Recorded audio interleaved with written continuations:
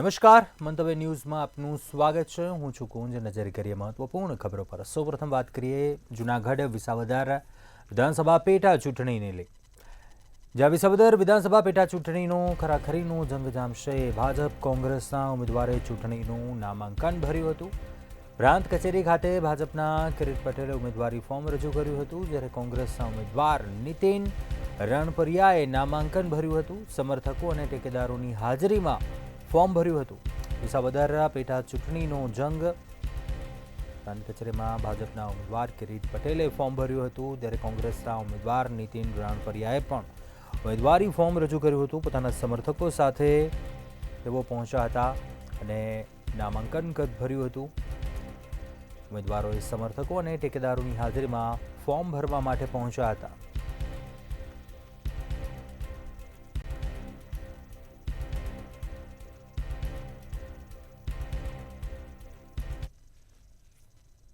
ચોક્કસ કે જે રીતે વિસાવદર વિધાનસભા વિસ્તારની જે પેટા ચૂંટણી આવી છે અને જેને લઈને આજે ફોર્મ ભરવાનો અંતિમ દિવસ હતો। ગત મોડી રાત્રે ભાજપના જે ઉમેદવાર તરીકે કિરીટ પટેલની જાહેરાત કરવામાં આવી અને આજે સવારે વિસાવદર ખાતે રાજ્યના મુખ્યમંત્રી, કૃષિ મંત્રી સહિતના જે મંત્રીઓ અને જે નેતાઓ છે તે અહીંયા આવી પહોંચ્યા હતા વિસાવદર ખાતે। ત્યાં તેમણે જે સભા છે તે સભાને સંબોધી હતી અને બાદમાં એક ભવ્ય રોડ શો નું આયોજન કરાયું હતું। વિસાવદરના માર્ગો પર આ રોડ શો ફર્યો હતો, જેમાં મુખ્યમંત્રીનું અભિવાદન મુખ્યમંત્રીએ લોકોનું ઝીલ્યું હતું। બીજી તરફ જે ઉમેદવાર છે કિરીટ પટેલ કે તે પૂર્વ જિલ્લા ભાજપ પ્રમુખ છે, સહકારી ક્ષેત્રે હાલ તે સહકારી બેંકમાં ચેરમેન છે અને તેમના નામની જાહેરાત થઈ છે, એટલે તેમણે તેમની જીત અત્યારથી જ નિશ્ચિત માની લીધી છે। બીજી તરફ તેમની સામે માંથી નીતિન રાણપરિયા કે જેનું નામ આજે સવારે જાહેર કરવામાં આવ્યું છે કોંગ્રેસ દ્વારા, અને નીતિન રાણપરિયા એ તાલુકા જે કોંગ્રેસ છે ભેસાણ તેના પ્રમુખ છે અને તે એને સિવાયથી લડતા આવે છે। જ્યારથી તે રાજકારણમાં જોડાયા ત્યારથી તે કોંગ્રેસમાં છે અને તેમનું પણ વિસાવદર વિધાનસભા વિસ્તારમાં સારો એવો દબદબો જોવા મળી રહ્યો છે। ખેડૂતોના પ્રશ્ન હોય કે કોઈ પણ પ્રશ્ન હોય તે લડત માટે હંમેશા ખેડૂતોની સાથે રહેતા હોય છે। ત્યારે હાલ કોંગ્રેસે તેમના સિરે વિસાવદર વિધાનસભાની જે જવાબદારી સોંપી છે, ત્યારે હવે તમામ જે પક્ષોના ચહેરા છે તે સ્પષ્ટ થઈ ગયા છે। કોંગ્રેસમાંથી નીતિન રાણપરિયા, ભાજપમાંથી કિરીટ પટેલ, આપમાંથી ગોપાલ ઇટાલિયા, ત્રિપાખ્યો જંગ છે તે વિસાવદર બેઠક પર જામશે। આવતીકાલથી જ પ્રચારના પડઘમ છે તે શરૂ થઈ જશે, જ્યારે હવે આગામી સમયમાં આ વિસાવદર વિધાનસભા બેઠક પર નવા જૂનીના એંધાણ તો ખરા, પરંતુ જે આખા ગુજરાતની નજર આ વિસાવદર વિધાનસભા બેઠક પર છે, કારણ કે અહીંથી કેશુબાપા પટેલ ચૂંટણી લડ્યા હતા અને મુખ્યમંત્રી બન્યા હતા અને ત્યારથી જ આ વિસાવદર વિધાનસભાની બેઠક એક ચર્ચાસ્પદ રહી છે। એટલે આ જે ચૂંટણી છે તે એક ચર્ચાસ્પદ ચૂંટણી છે અને અહીં જે પણ જીતે છે તે કંઈક અલગ જ કરે છે। ત્યારે જોવું રહ્યું આગામી સમયમાં આ ચૂંટણીનો રંગ કેવો જામે છે। જી તો જૂનાગઢ વિસાવદર વિધાનસભાની પેટા ચૂંટણી અને કોંગ્રેસ અને ભાજપ બંને પક્ષના ઉમેદવારોએ તેમના સમર્થકો અને ટેકેદારોની સાથે નામાંકન ભરવા માટે પહોંચ્યા હતા।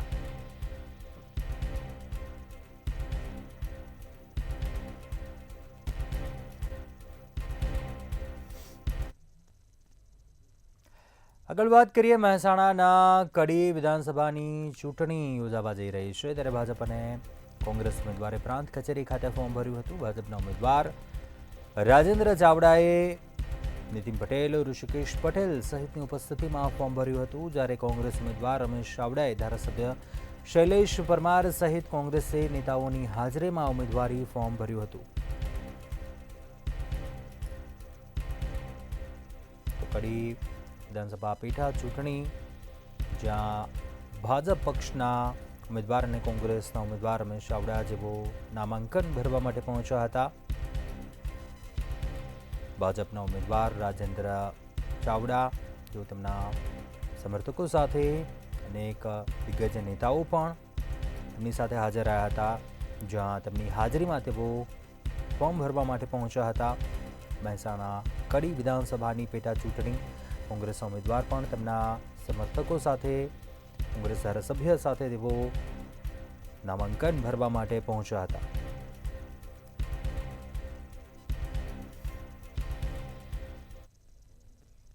મહેસાણા જિલ્લાના કડી વિધાનસભા બેઠક પર ધારાસભ્ય કરશન સોલંકીના અવસાન બાદ ખાલી પડેલી જે હતી બેઠક તેને આજે ચૂંટણી પ્રક્રિયા હાથ ધરવામાં આવી છે અને કડી બેઠક પર પેટા ચૂંટણી માટે આજે ઉમેદવારી ફોર્મ ભરવાના છેલ્લે દિવસે ઉમેદવારોનો ઘસારો જોવા મળ્યો હતો અને કડી વિધાનસભા બેઠકની પેટા ચૂંટણીમાં ઉમેદવારો ફોર્મ ભરવાના છેલ્લા દિવસે આમ આદમી પાર્ટીના જગદીશ ચાવડાએ ફોર્મ ભર્યું હતું. આ સાથે ગુજરાતની મુખ્ય રાજકીય પાર્ટીઓ ગણાતી કોંગ્રેસ અને ભાજપના બંને પક્ષના નેતાઓએ ફોર્મ ભર્યો હતા અને કોંગ્રેસના રમેશ ચાવડાએ કોંગ્રેસના દિગ્ગજ નેતાઓની ઉપસ્થિતિમાં ઉમેદવારી ફોર્મ ભરવામાં આવ્યું હતું અને આ સાથે જ ભાજપના જે ઉમેદવાર રાજેન્દ્ર ચાવડા હતા તેમને પણ ભાજપના દિગ્ગજ નેતાઓ સાથે મોટી સંખ્યામાં ભાજપ આગેવાનો અને કાર્યકરોની ઉપસ્થિતિમાં ઉમેદવારી ફોર્મ ભરવામાં આવ્યું હતું અને આ સાથે જે કડી વિધાનસભા બેઠકની પેટા ચૂંટણીમાં કુલ હાલ 18 જેટલા ઉમેદવારી ફોર્મ ભરાયા છે અને જે કહેવાય કે કડીમાં હવે કોણ બાજી મારે તે એક જોવું રહેશે અને કડી વિધાનસભા બેઠકની પેટા ચૂંટણીમાં જે ઉમેદવારી ફોર્મ ભરવામાં આવ્યા છે તે ભરવાની સાથે ચૂંટણી જંગના શ્રી પણ સાથે સાથે ઉમેદવારોએ ચૂંટણી જંગ જામ્યો છે હાલમાં તો. જી.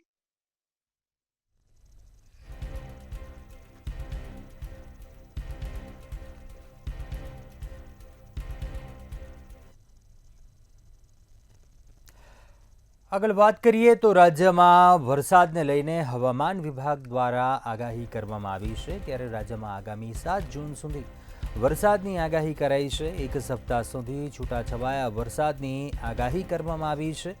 દક્ષિણ ગુજરાત અને સૌરાષ્ટ્રમાં વરસાદની શક્યતાઓ સેવાઈ રહી છે, જ્યારે અમદાવાદમાં વાદળછાયા વાતાવરણ સાથે હળવા વરસાદની આગાહી છે. સુરત, નવસારી, વલસાડમાં હળવેથી મધ્યમ વરસાદની શક્યતાઓ સેવાઈ રહી છે. જ્યારે દેશમાં આ વખતે છેલ્લા 16 વર્ષનું સૌથી વહેલું ચોમાસું બેઠું છે. 7 જૂન સુધી વરસાદની આગાહી કરી છે. હવામાન વિભાગ તરફથી આ વરસાદને લઈને આગાહી કરવામાં આવી છે. દક્ષિણ ગુજરાત તેમજ સૌરાષ્ટ્રના અનેક જિલ્લાઓમાં વરસાદ પડી શકે છે. તો અમદાવાદમાં પણ વાદળછાયું વાતાવરણ અને હળવા વરસાદની હવામાન વિભાગે આગાહી કરી છે. ઉલ્લેખનીય છે કે દેશમાં આ વખતે છેલ્લા 16 વર્ષનું સૌથી વહેલું ચોમાસું બેઠું છે. આગામી 7 જૂન સુધી વરસાદની આગાહી છે તે કરવામાં આવી છે. વધુ વિગતો સાથે સંવાદદાતા અનિતા પરમાર ફોનલાઈન પર જોડાયા છે. અનિતા, હવામાન વિભાગની આગાહી 7 જૂન સુધી વરસાદ પડી શકે છે, શું વિગતો? જણાવી દઈએ કે હવામાન વિભાગની જે નવી આગાહી સામે આવી છે તેના વિશે જો વાત કરવામાં આવે તો હવે આગળનું એક અઠવાડિયું એટલે કે એક સપ્તાહ સુધી છૂટો છવાયો વરસાદ પડશે તેવું હવામાન વિભાગે જણાવ્યું છે. સાથે જો વાત કરવામાં આવે તો દક્ષિણ ગુજરાતમાં અને સૌરાષ્ટ્રમાં વરસાદની શક્યતાઓ જે છે તે હવામાન વિભાગ અત્યારે સેવી છે. અમની જો વાત કરવામાં આવે તો અમદાવાદનું જે વાતાવરણ છે તેમાં હળવો વરસાદ જે છે તે હવામાન વિભાગ દ્વારા અત્યારે હાલ જણાવવામાં આવ્યું છે. ખાસ જો વાત કરવામાં આવે તો તાપમાનમાં કોઈ પણ પ્રકારનો ફેરફાર હમણાં થાય તેવું નથી લાગતું, પરંતુ ખાસ કરવામાં આવે તો સુરત, નવસારી, વલસાડ આ બધી જગ્યાઓ પર હળવાથી લઈને મધ્યમ વરસાદ થઈ શકે છે. સાથે જ ડાંગ, નર્મદા, છોટાઉદેપુર આ બધી જગ્યાઓ પર પણ હળવો વરસાદ જે છે તે થઈ શકે છે. આ સાથે જો વાત કરવામાં આવે તો આ વખતે જ્યારે 16 વર્ષ પછી વહેલું ચોમાસું જ્યારે બેઠું છે ત્યારે તાપમાન વિશે જો વાત કરવામાં આવે તો અત્યારે હાલ અમદાવાદ અને ગાંધીનગરનું જે તાપમાન છે એમાં અત્યારે હાલ જે પ્રમાણે નું જે તાપમાન નોંધાઈ રહ્યું છે જેમાં વહેલી સવારે ઠંડીનો અહેસાસ થઈ રહ્યો છે, બપોર બાદ જે છે તે બફારો લાગી રહ્યો છે અને સાંજ પછી વાતાવરણમાં ફેરફાર થતો હોય છે અને વાદળછાયું વાતાવરણ રહેશે તેવું પણ હવામાન વિભાગે જણાવ્યું છે. ત્યારે ખાસ જો વાત કરવામાં આવે તો હમણાં દમણ, દાદરા નગર હવેલીમાં પણ ખાસ મધ્યમ વરસાદ જે છે તેની આગાહી કરવામાં આવી છે. તાપી અને અમરેલી અને ભાવનગર અને બોટાદની અંદર જો વાત કરવામાં આવે તો આ બધી જગ્યાઓ પર પણ વરસાદ વરસી શકે છે તેવું હવામાન વિભાગે જણાવ્યું છે. ત્યારે જો ખાસ વાત કરવામાં આવે તો તાપમાનનો જે પારો છે એમાં કોઈ વધારે વધઘટ કે વધારે કોઈ ફેરફાર થાય તેવી શક્યતાઓ દેખાતી નથી. જી કુંજ. ચોક્કસથી આભાર જાણકારી આપવા બદલ. અમદાવાદમાં વાદળછાયા હળવા વરસાદની આગાહી, આ સાથે સૌરાષ્ટ્રના અનેક જિલ્લાઓ તેમજ દક્ષિણ ગુજરાતના પણ અનેક જિલ્લાઓમાં હળવા વરસાદની આગાહી છે.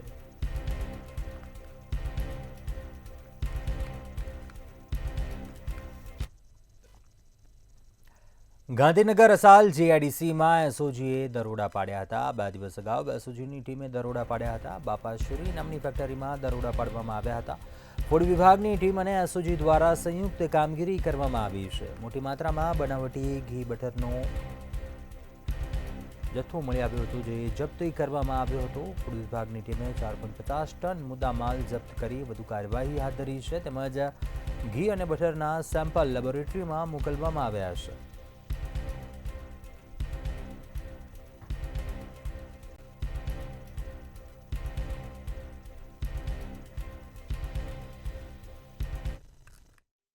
અરવલ્લી જિલ્લામાં લાયસન્સ વિના મોટા પાયે બનાવટી ઘી અને બટરનું ઉત્પાદન થતું હોવાનું સામે આવ્યું છે. જોકે અરવલ્લી જિલ્લાની અસાલ જીઆઈડીસીમાંથી પકડાયેલા આ રેકેટની અંદર રાજ્યના ફૂડ એન્ડ ડ્રગ્સ વિભાગની ટીમ અને સ્થાનિક એસઓજીએ સંયુક્ત ઓપરેશનની અંદર એક રેડ કરી હતી. આ રેડની અંદર 4.5 ટન જેટલો મુદ્દામાલ જપ્ત કરવામાં આવ્યો છે. પ્રાથમિક તપાસમાં એવું પણ આવ્યું છે કે અસાલ જીઆઈડીસીની અંદર થતું ઉત્પાદન લાયસન્સ વિના બે રોકટોક લાંબા સમયથી ચાલતું હતું. 24 લાખ રૂપિયાથી વધુની કિંમતનો જથ્થો અત્યારે હાલ જપ્ત કરવામાં આવ્યો છે. શંકાસ્પદ જણાતું આ ઘી અને બટરનો જે જથ્થો એ અલગ અલગ જગ્યાએ વેચવામાં આવતો હોવાનું પણ પ્રાથમિક તપાસમાં બહાર આવ્યું છે. એસઓજી અને ફૂડ એન્ડ ડ્રગ્સ વિભાગના સંયુક્ત ઓપરેશનની અંદર આ સમગ્ર બાબત બહાર આવી છે. જોકે અરવલ્લી જિલ્લામાં આ ગેરકાયદેસર ઉત્પાદન થતું હોવાની વાત સામે આવતા એસઓજી અને ફૂડ એન્ડ ડ્રગ્સ વિભાગે તાત્કાલિક રેડ કરી હતી અને એસાલ જીઆઈડીસીની અંદર થતા ઉત્પાદન જ્યાં થતું હતું ત્યાં સરપ્રાઇઝ ચેકિંગ ધર્યું હતું, જેની અંદર ચોંકાવનારી હકીકતો બહાર આવતી. જોકે આ કાંડની અંદર કોણ લોકો સંડોવાયેલા છે, અત્યાર સુધીમાં કેટલું નકલી ઘી બટર લોકોને પધરાવ્યું છે તે દિશામાં તપાસ હાથ ધરી છે અને પકડાયેલા સેમ્પલ પણ પૃથ્થકરણ માટે મોકલી આપવામાં આવે છે અને ત્યારબાદ જે રિપોર્ટ આવશે તેના આધારે તંત્ર તરફથી કડક પગલાં લેવામાં આવશે.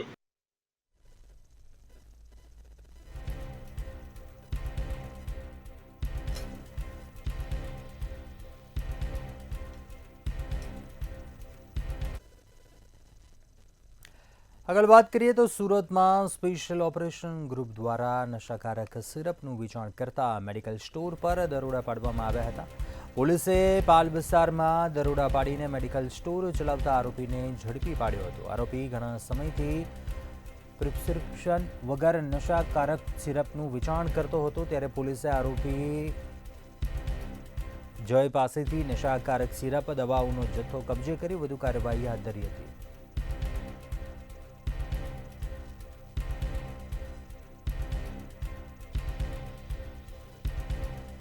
નશાકારક સિરપનો જથ્થો છે તે જપ્ત કરવામાં આવ્યો.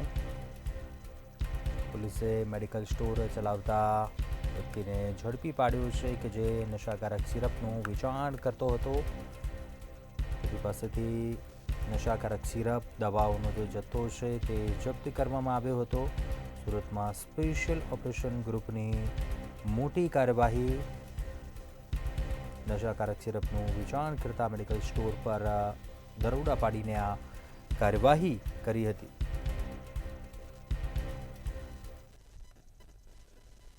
સુરતના પાલ વિસ્તારમાં ડોક્ટરની પ્રિસ્ક્રિપ્શન વગર નશાકારક દવાઓનું વેચાણ કરતા દુકાનદાર પર દરોડા પાડવામાં આવ્યા છે. સુરત શહેર એસઓજી અને ફૂડ એન્ડ ડ્રગ્સ વિભાગ દ્વારા સંયુક્ત ઓપરેશન હાથ ધરવામાં આવ્યું છે. નશાકારક દવાઓનું વેચાણ થતું હોવાની બાતમી મળી હતી, જેને લઈને એક ડમી ગ્રાહક ઊભો કરવામાં આવ્યો હતો. આ ડમી ગ્રાહકને સુરતના પાલ વિસ્તાર ખાતે આવેલી પ્રગતિ જે મેડિકલ સ્ટોર છે ત્યાં મોકલવામાં આવ્યું હતું અને આ મેડિકલ સ્ટોર પર પ્રિસ્ક્રિપ્શન વગર દવા આપતી હોવાની માહિતી મળી હતી. જે બાદ સુરતની એસઓજી પોલીસ અને ખાસ કરીને ફૂડ એન્ડ ડ્રગ્સ વિભાગ દ્વારા ત્યાં દરોડા પાડવામાં હતા. દરોડા પાડીને ત્યાં કેટલીક માહિતીઓ મળી આવી હતી. નશાકારક દવાઓનું વેચાણ જે છે ડોક્ટરની પ્રિસ્ક્રિપ્શન વગર ત્યાં થતું હતું. તેની અંદર પેન કિલર કહો કે ખાંસીની કફ સિરપ કહો કે અન્ય નશાકારક જે દવાઓ કહો તેનું વેચાણ થઈ રહ્યું હતું. એટલું જ નહીં, આ દવાઓ 7,000થી વધુનો જે જથ્થો કહી શકાય એ કબજે પણ કરવામાં આવ્યો છે અને ચોક્કસથી રોહિત નામનો જે દુકાનદાર છે જે ડોક્ટરની પ્રિસ્ક્રિપ્શન વગર આ દવાઓ વેચતો હતો તેની ઉપર કાયદેસરની કાર્યવાહી કરવા માટે તપાસ પણ શરૂ કરી દેવામાં આવ્યું છે. જો ખરેખર કોઈ ક્ષતિ નીકળશે કે પછી ડોક્ટરના પ્રિસ્ક્રિપ્શન વગર અન્ય કોઈ બીજી દવાઓ પણ સામે આવશે જે નશાકારક હશે કે જે ઘાતક હશે તો આ મેડિકલ સ્ટોરનું લાયસન્સ પણ રદ કરવા સુધીની તૈયારી દર્શાવવામાં આવી છે. હાલ ફૂડ એન્ડ ડ્રગ્સ વિભાગ દ્વારા મોટા પ્રમાણમાં એટલે કે મોટી માત્રામાં દવાનો જથ્થો કબજે કરવામાં આવ્યો છે અને વધુ કાર્યવાહી દુકાનદાર એટલે કે મેડિકલ સ્ટોરના જે માલિક છે એના વિરુદ્ધ કરવામાં આવી રહી છે.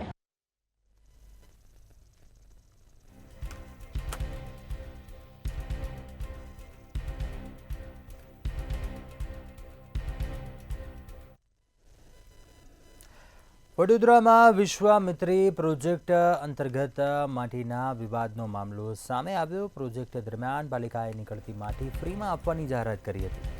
વિશ્વામિત્રી બચાવ સમિતિ દ્વારા લગાવવામાં આવેલ આક્ષેપો કરવામાં આવ્યા હતા. કામગીરી દરમિયાન નીકળેલી માટીનો વેપલો થયા હોવાના આક્ષેપ કર્યો છે. માટી કૌભાંડ અંગે મનપાના મેયર પણ અજાણ જોવા મળ્યા. અત્યાર સુધીમાં પ્રોજેક્ટ હેઠળ 16 લાખ ક્યુબિક મીટર માટી કઢાઈ છે.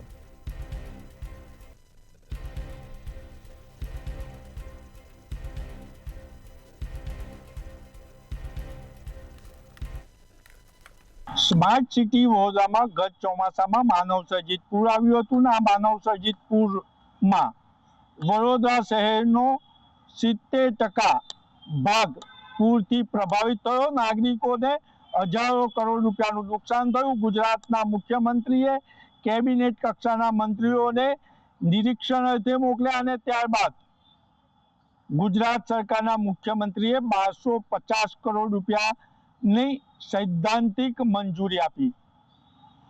ગુજરાત સરકારના મુખ્યમંત્રીએ પૂર્વ ભારત સરકારના સચિવના અધ્યક્ષ સ્થાને એક કમિટી બનાવી. કમિટી એ નાગરિકો અધિકારીઓના અભિપ્રાય મેળવી એક રિપોર્ટ સરકારને સોંપ્યો અને સરકારને રિપોર્ટ સોંપ્યા બાદ ગુજરાત સરકારના સિંચાઈ વિભાગ અને વડોદરા મહાનગરપાલિકાએ વિશ્વામિત્રી રિવાઇવલ પ્રોજેક્ટનું એક ટેન્ડર બહાર પાડ્યું. 100 દિવસમાં વિશ્વામિત્રી રિવાઇવલ પ્રોજેક્ટનું કામ પૂર્ણ કરવાનો લક્ષ્યાંક નક્કી કરવામાં આવ્યો. લક્ષ્યાંક એક્ઝિક્યુટિવ અધિકારી આ કામની નિગરાની કરી રહ્યો છે. ગુજરાતના મુખ્યમંત્રી અને ગુજરાત સરકારના ગૃહ રાજ્યમંત્રી હર્ષ સંઘવી વિશ્વામિત્રી રિવાઇવલ પ્રોજેક્ટના કામની સમીક્ષા કરી. એટલે આજે સમય મળતા વડોદરા મહાનગરપાલિકાના મેયર, મહાનગરપાલિકાના કમિશનર, સ્થાયી સમિતિના અધ્યક્ષ અને અધિકારીઓને લઈ અને સમા રિધમ હોસ્પિટલ ખાતે વિશ્વામિત્રી રિવાઇવલ પ્રોજેક્ટના કામની સમીક્ષા કરી. આજે મેયરે જણાવ્યું છે કે 16 લાખ જેટલી ક્યુબિક મીટર માટી કાઢવામાં આવી છે. એટલે કહી શકાય કે અંદાજિત 1,18,000 જેટલા ડમ્પર માટી કાઢવામાં આવી છે. મંતવ્યના ન્યૂઝના રિપોર્ટરે પૂછ્યું કે પક્ષના નેતા હોય, પૂર્વ મેયર હોય, કેટલાય કોર્પોરેટરોને કાગળ લખ્યા, ફોન કર્યા અધિકારીને, પરંતુ હજુ માટી મળી નથી અને માટી વડોદરાની બહાર વેપલો થયો હોય તેવી શંકા છે. ત્યારે અજાણ મેયર, કોર્પોરેટર અને પક્ષના હોદ્દેદારો સાથે સંકલનમાં ન રહેતા મેયર એ જણાવ્યું કે તપાસ કરીશું. તો અત્યાર સુધીને મેયર કામગીરી શું કરી રહ્યા છે તેવું ભારતીય જનતા પાર્ટીના કોર્પોરેટરો પૂછી રહ્યા છે. વિશ્વામિત્રી રિવાઇવલ પ્રોજેક્ટની જે સુંદર સ્વચ્છ કામગીરી છે તેની તપાસ વારંવાર મેયર કરવા જાય છે, પરંતુ વાડી વિસ્તારમાં જે વરસાદી ગટરનું કામ ચાલે છે જેની મુલાકાત વિધાનસભાના દંડકે લીધા બાદ પણ હજુ કામ કાચબા ગતિએ થઈ રહ્યું છે. હજુ પણ ત્યાં વરસાદી ગટરમાં 5-5 ફૂટ ગટરનું ગંદુ પાણી છે, આગળ વહી નથી રહ્યું. તો તેની સમીક્ષા કેમ નથી કરતા એવું વાડી વિસ્તારના નાગરિકોએ આંદોલન કરીને મેયરને સવાલ પૂછ્યા. અને આજે ખાનગીમાં તો ભારતીય જનતા પાર્ટીના જ કોર્પોરેટરો ચર્ચા કરી રહ્યા છે કે વિશ્વામિત્રી રિવાઇવલ પ્રોજેક્ટમાં મેયરનો મેર નથી પડ્યો, એટલે જ વારંવાર કામની સમીક્ષા કરી અને કોન્ટ્રાક્ટર પર પ્રભાવ પાડવા જઈ રહ્યા છે.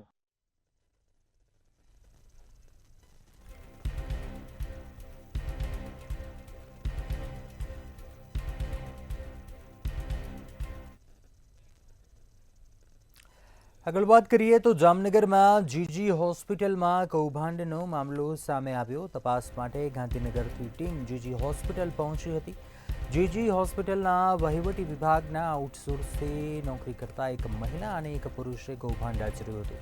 હોસ્પિટલના કર્મચારીએ 3 વર્ષના ગાળામાં પોતાના બેંક એકાઉન્ટમાં ₹17,20,000ની ઉચાપત કરી હતી. આ મામલે પોલીસે વધુ તપાસ હાથ ધરી છે.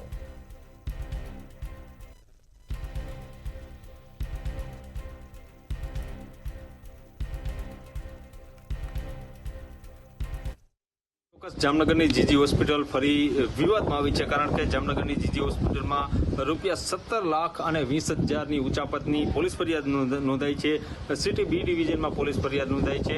આઉટસોર્સના 2 કર્મચારીઓએ જે કર્મચારીઓનો પગાર હોય છે તેમાં ક્યાંક ને ક્યાંક ગેરરીતિ આચરી અને 2023 થી 2025 સુધીના જે બિલો બનાવ્યા હતા તેમાં ગોટાળો થયો છે. ઓડિટ દરમિયાન આ વિગતો બહાર આવી છે. બંને કર્મચારીઓ પોતાના સગા સંબંધીઓના બેંકના એકાઉન્ટમાં પૈસા ટ્રાન્સફર કર્યા હતા. સમગ્ર વિગતો બહાર આવી રહી છે. સિટી બી ડિવિઝન પોલીસ દ્વારા હાલ બંને જે આઉટસોર્સના કર્મચારીઓ છે તેની વિરુદ્ધ ગુનો દાખલ કરી અને તપાસ શરૂ કરવામાં આવી છે.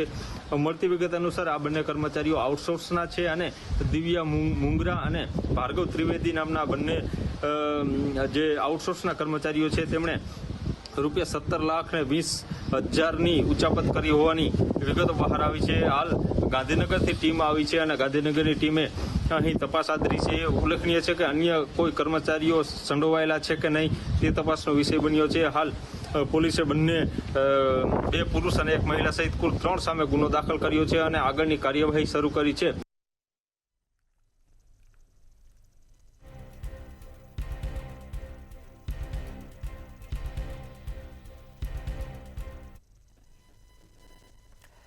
આગળ વાત કરીએ, રાજકોટમાં જીઈબી એસોસિએશન દ્વારા કલેક્ટરને આવેદન આપવામાં આવ્યું. Rajkot standing committee chairman Jaymin Thackeray પીજીવીસીએલના અધિકારીઓનું અપમાન કર્યું હોવાના આક્ષેપ સાથે તેમની વિરુદ્ધ આવેદન આપવામાં આવ્યું હતું. ચેરમેને ગેરસંસદીય ભાષાનો ઉપયોગ કરીને પીજીવીસીએલ અધિકારીઓનું અપમાન કર્યું હોવાના આક્ષેપો કરવામાં આવ્યા હતા. પીજીવીસીએલ કર્મીઓ સ્ટેન્ડિંગ ચેરમેન વિરુદ્ધ યોગ્ય કાર્યવાહીની માંગણી કરી છે. જીઈબી એસોસિએશને કલેક્ટરને આવેદનપત્ર આપીને આ મામલે રજૂઆત કરી હતી. જીઈબી અધિકારીઓનું અપમાન કર્યા હોવાનો આક્ષેપ કર્યો. દરમિયાન અધિકારીઓ સામે ગેરસંસદીય ભાષાનો ઉપયોગ કર્યા હોવાનો મુદ્દાનો ઉલ્લેખ કર્યો અને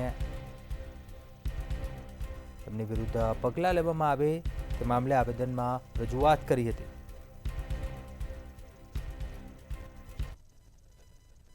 જીઈબી એસોસિએશન દ્વારા જિલ્લા કલેક્ટરને એક રજૂઆત છે તે કરવામાં આવી અને આ સાથે આવેદનપત્ર છે તે પાઠવવામાં આવ્યું.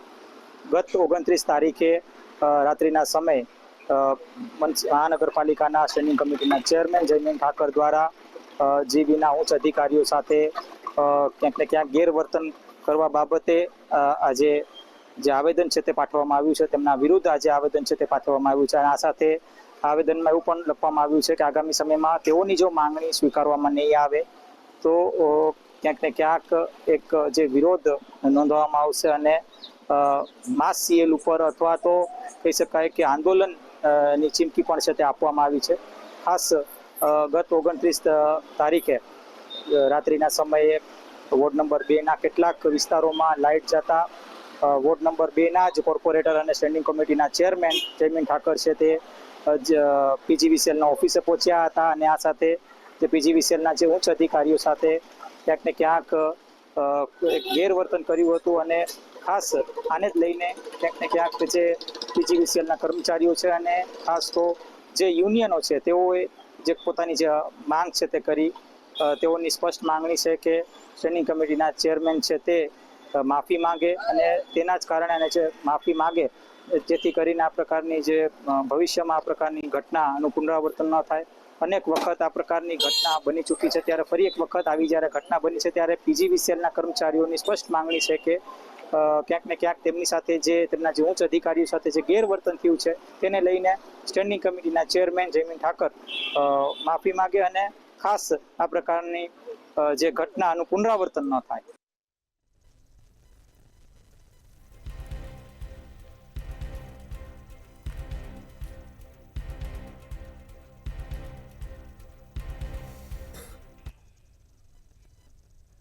અત્યારે હાલ બુલેટિનમાં બસ આટલું. વધુ સમાચાર માટે આપ જોતા રહો મંતવ્ય ન્યૂઝ. નમસ્કાર.